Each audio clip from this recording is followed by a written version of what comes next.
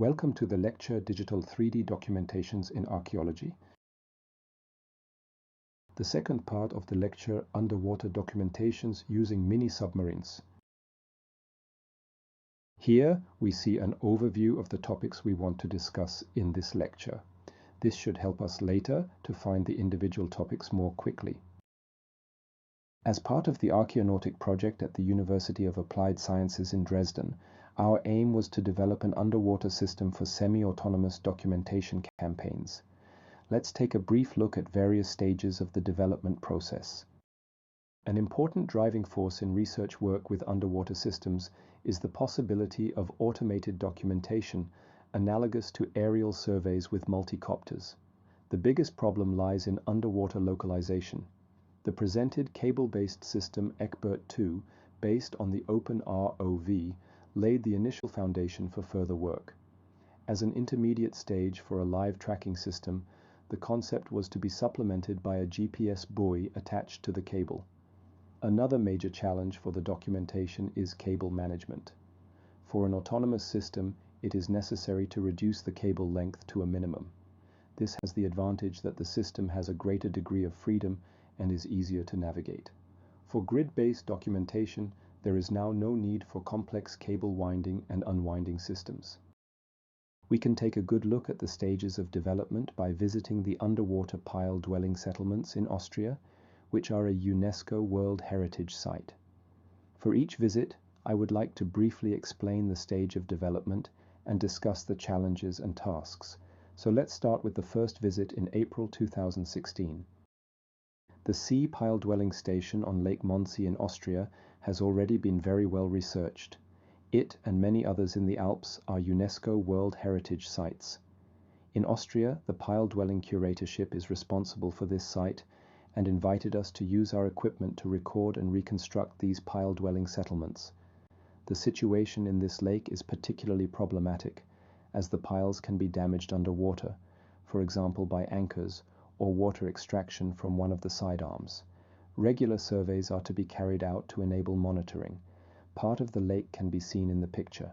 A frame that was placed in the lake for archaeological investigations in the past is still clearly visible and provides some orientation. On the right, we can see in an illustration that the pile dwelling settlement is to be reached by a mini submarine, which is to work over a distance of at least 50 meters from the base to the documentation site.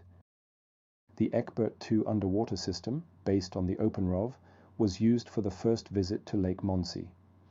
We were well prepared by the underwater campaign in Croatia and very optimistic about the task ahead. The problem with this setup here is that we don't know the position of the submarine once it has submerged. In order to have a good orientation for the base, a snorkeler was used to accompany the mini submarine at all times and swim directly behind it. He carries the cable and thus relaxes the force exerted on the small mini submarine over the long distance. In this way, the submarine can navigate well. The snorkeler also communicates the direction of the mini submarine. We see above a series of communication elements that could be passed on from the snorkeler to surrounding team members. The difficulty with the recordings was not only due to the fact that we were using the mini submarine in fresh water for the first time, or at such a large documentation site. There was also a German television crew watching us. These were certainly very special and exciting circumstances for this documentary. We actually only had one day of documentation, and yet we still had to give interviews and repeat scenes for the television cameras. Here we see part of the report that was broadcast on the first German television program. Let's take a few seconds of it for inspiration. Wir befinden uns hier schon weiter im Landesinneren und der Seespiegel war etwas niedriger und das Ufer dementsprechend auch weiter in den See hinein verlagert. Und diese Siedlung, die wir hier untersuchen, diese UNESCO-Welterbestätte, lag damals auf dieser Uferplatte. Wir haben hier eine Steinzeitsiedlung, die ungefähr so zwischen 3800 und 3500 vor Christus bestanden hat. Also wir sind hier fast bei 6000 Jahre vor unserer Zeit. Despite the external pressure during documentation, the results of the 3D reconstruction were very promising. We have to keep in mind that we only had the snorkeler as a guide and hoped, but did not know whether this mapping would be sufficient to generate overlapping images, which are extremely important for the 3D reconstruction later on. Despite this uncertainty, large parts of the area could be reconstructed in detail and published later. Just 1 year later, in March 2017, our second visit to the pile dwelling station took place. During this documentation campaign, we used a so-called Raft Strategy to cover the entire surface of the seabed.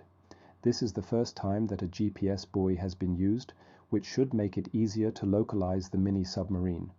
In this setup, the cameras are suspended slightly lower on a structure and the mini submarine can no longer submerge.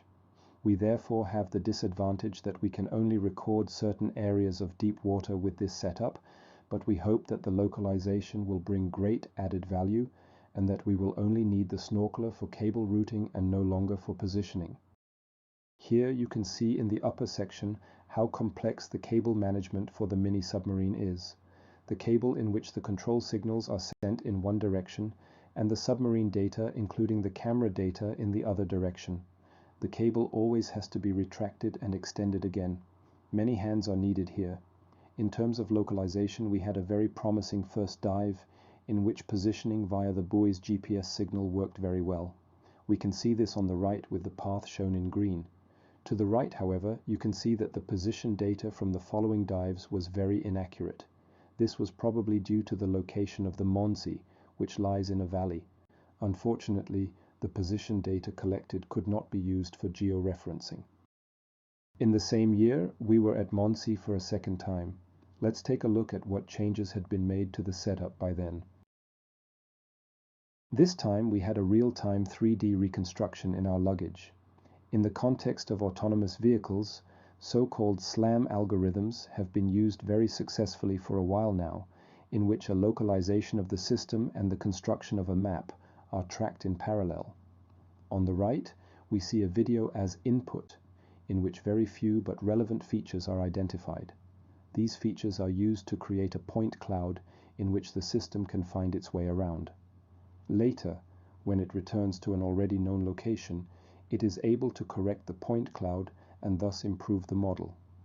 We also wanted to use this SLAM method for the underwater localization of the mini submarine. Before the system was used in Lake Mondsee, tests were carried out with the video data from Veruda in Croatia. Here we see, from left to right, various points in time from a video stream. At the top, identified features are shown in blue, and features that are known from the past, that were found in previous frames, are shown in green.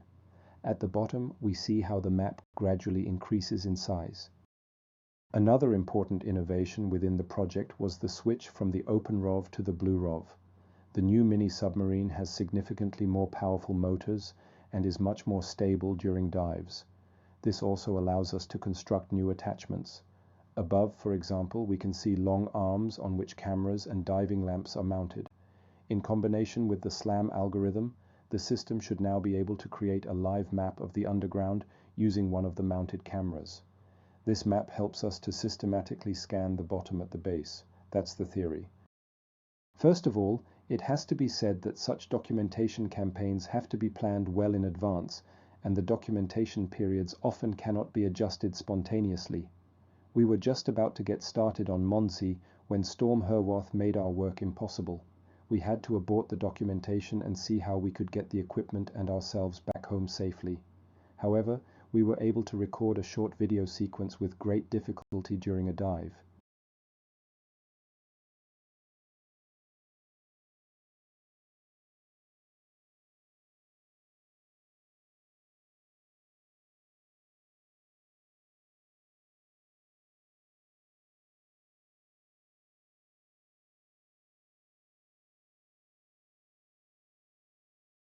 The good news was that we were able to successfully use the short recording sequence to perform both localization and map construction using the SLAM method.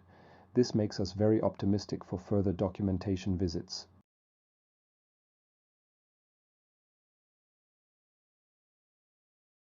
Now let's take a look at the fourth visit in 2018.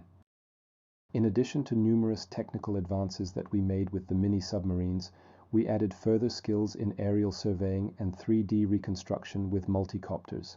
Here, we also wanted to use aerial surveying and combine the data collected from the air and underwater. It was interesting to see which parts could already be seen from the air through the water surface. We used Phantom 4 multicopters for the flights and drone deploy for the calculation of a 2.5D model. We had the images calculated using the drone deploy web service. The results were very promising. On the left, for example, we see a vegetation model that did not work well here, but on the right we see a height model. Here the structures are clearly recognizable and the quality is very high. Images that had high elements with reflective elements on the water surface are framed. Understandably, the results there are not good. If we take a closer look at the result of the elevation model, we can not only recognize piles underwater, we can also see a long pipe, for example. In comparison, on the left, we see the image taken from an altitude of 100 meters. The aerial survey provided us with a very good basis. Although we can see errors in the elevation model in places where there were strong reflections, these parts were still very usable as shown in the ortho image on the right.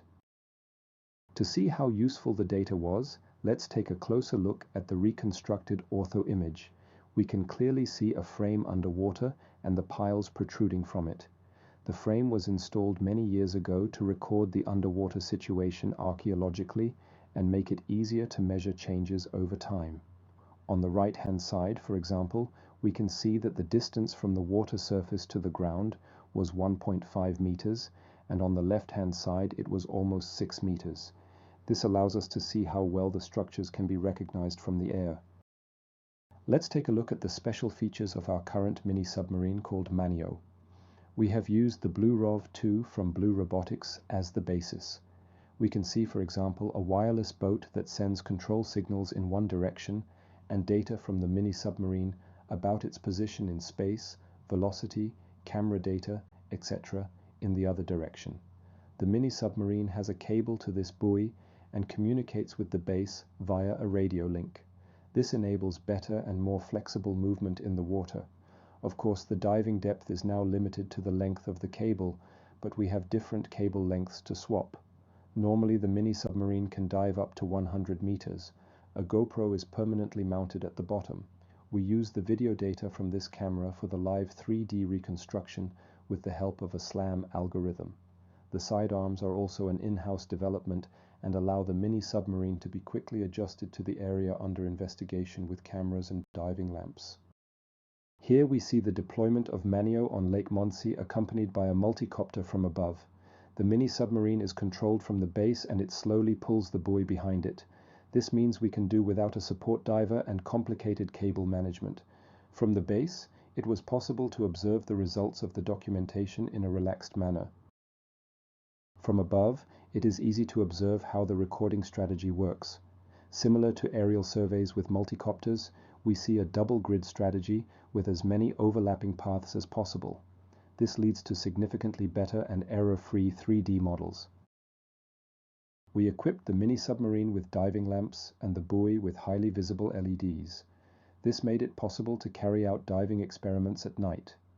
The question we had here was whether recordings without caustic effects caused by the sun could possibly lead to better 3D models. Let's take a look at a short, unfortunately German language trailer.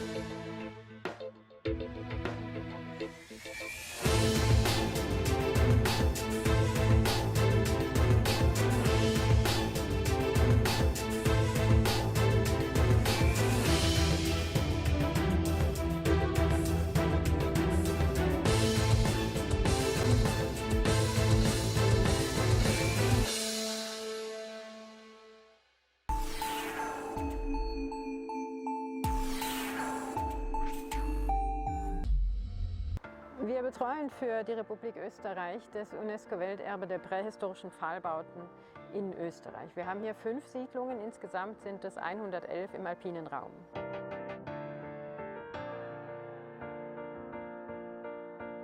Aus der Welterbekonvention geht hervor, dass wir den Menschen einen Anteil an diesem Welterbe gewähren müssen. Das ist eine besondere Herausforderung bei einem Welterbe, das sich unter Wasser verborgen in Seen oder in anderen Ländern eben auch verborgen in Mooren befindet. Eine Beteiligung von Menschen an diesem Welterbe kann auf unterschiedliche Weise geschehen. Zum Beispiel in der Vermittlungsarbeit haben wir hier regional 3 große Partnervereine, die ganz toll mit uns zusammenarbeiten. Eine Beteiligung am Welterbe kann auch geschehen durch eine gemeinsame Erforschung dieses Welterbes.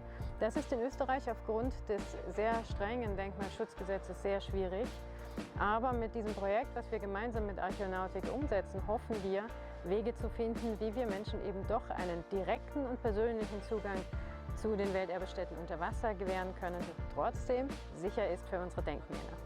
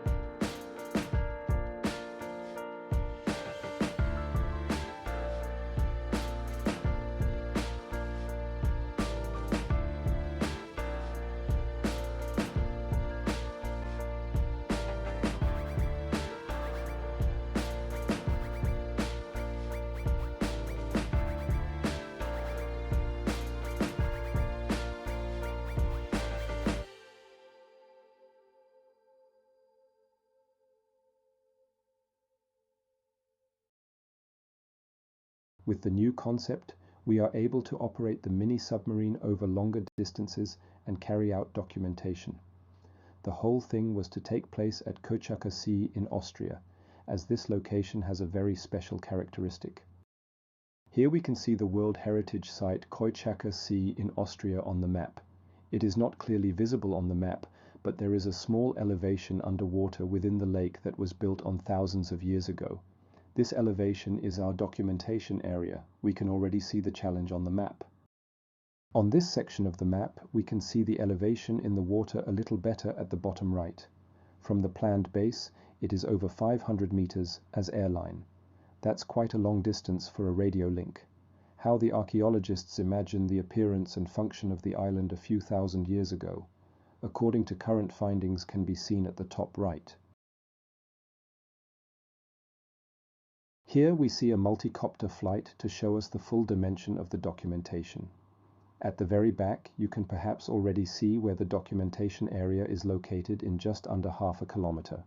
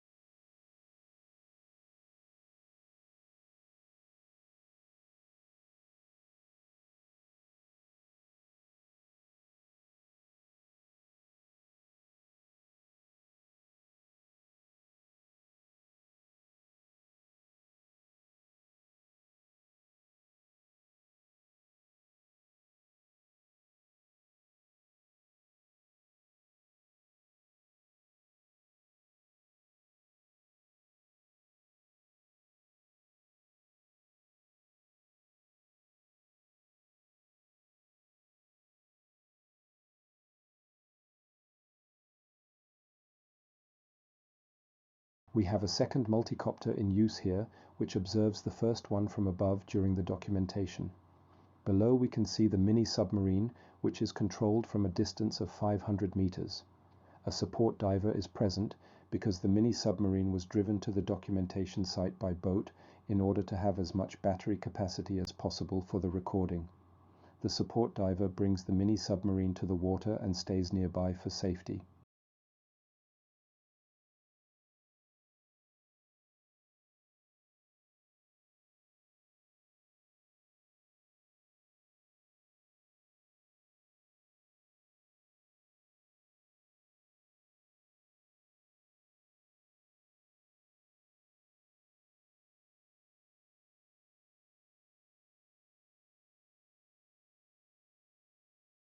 After listening carefully to this lecture, answering the following comprehension question should help you to summarize the most important statements again on your own.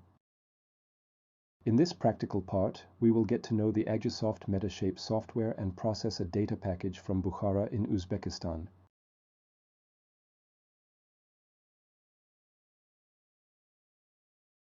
This is what the result could look like at the end of the process.